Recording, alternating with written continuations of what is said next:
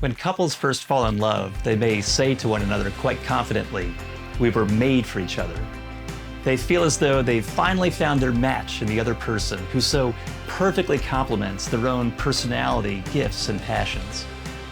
And yet we know far too well from our own experience that so many relationships that begin with a bright flash of romance often fade into the slowly dying embers of cold coexistence, given the inevitable changes of time and circumstance.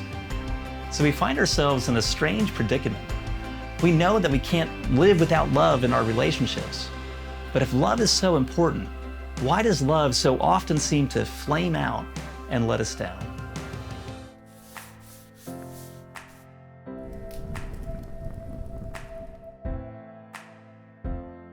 And I'm not just talking about romantic relationships either. We know instinctively that we were made for each other in the sense that we cannot thrive as human beings without meaningful relationships with family, friends, roommates, neighbors, and colleagues. But if that's the case, why do we find all of our relationships so difficult to sustain? I think part of it, at least, has to do with a misunderstanding of what love is. Most people think of love primarily as a feeling. Some even describe it as a sensation like shortness of breath or butterflies in the stomach. But love is not primarily an emotion. Though it may be accompanied by strong feelings of attachment or even infatuation, love is first and foremost an action. Love is a choice. It's a commitment. It's a decision of the will. We can choose to love another person through our actions, regardless of what our feelings may be. That is why, for example, Jesus teaches us to love our enemies. Jesus is not commanding us to cultivate warm and fuzzy feelings towards those who might despise us. That would be a bit unrealistic.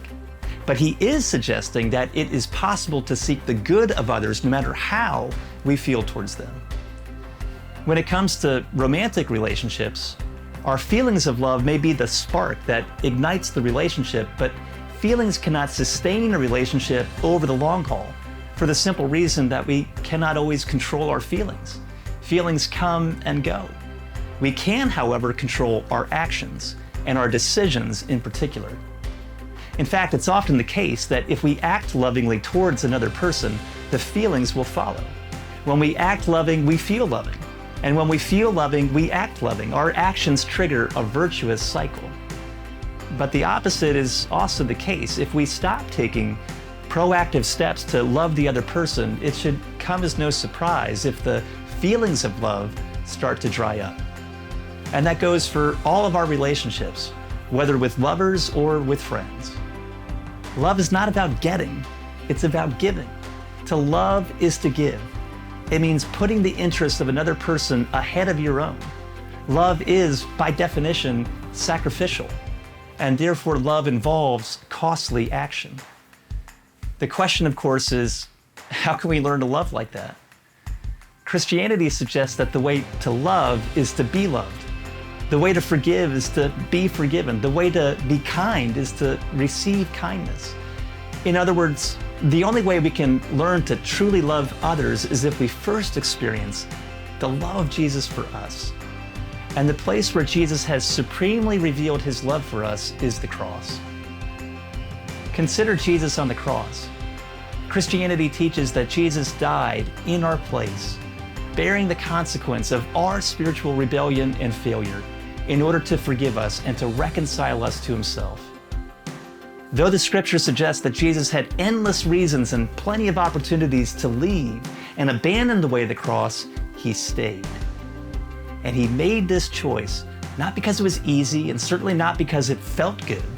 No, he followed through in his commitment to love us because he made a promise.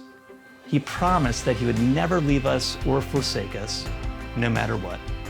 He did it all for love's sake.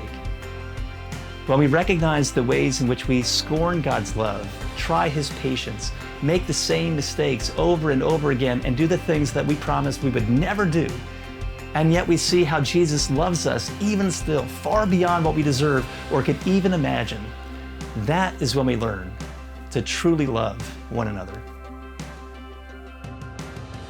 I'd love to hear from you, and in fact, that'd be a great help to me.